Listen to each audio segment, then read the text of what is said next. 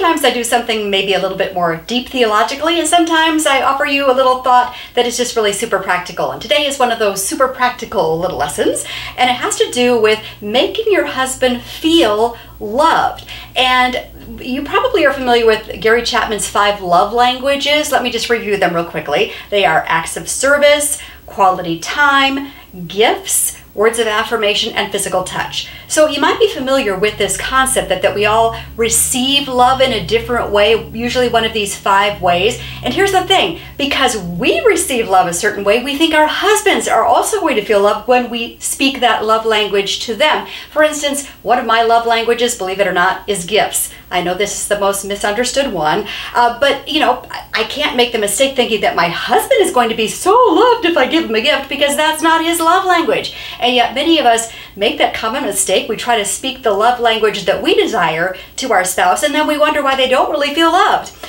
Here's something interesting I've learned after talking with so many wives over the years, is that I've come to the conclusion, and I think they have too, that most men, not all men, don't get me wrong, but most men have one particular love language that seems to always rank number 1 or number 2.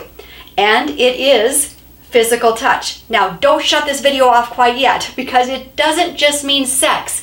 Whew, I know, the pressure is off.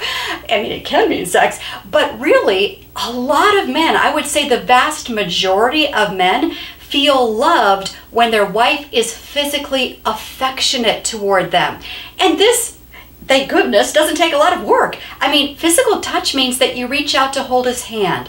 When you're sitting together watching a movie, you might put your hand on his leg. It means when you walk by him, you might pinch him in the tush. It means that you might put your fingers through his hair. And it might mean that you give him a little neck massage. It might mean that when he's sitting on the couch after work, you just come over and wrap your arms around him and give him a little hug. You know, it's just that physical touch, that physical affection that makes most men feel loved.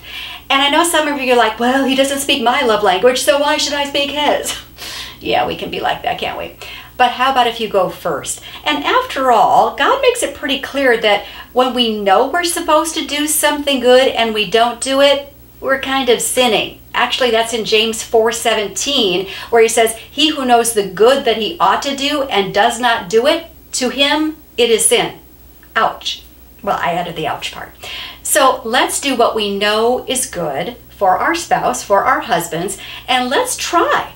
Because 10 to 1, your husband will respond to physical touch and feel loved. So why don't you just try that, to be a little bit more physically affectionate on a daily basis, maybe multiple times through the day, and see if your husband doesn't respond kind of enthusiastically. Yes, sometimes it may lead to sex, but he probably will respond and feel loved. And you know what? He may just be more loving in return toward you.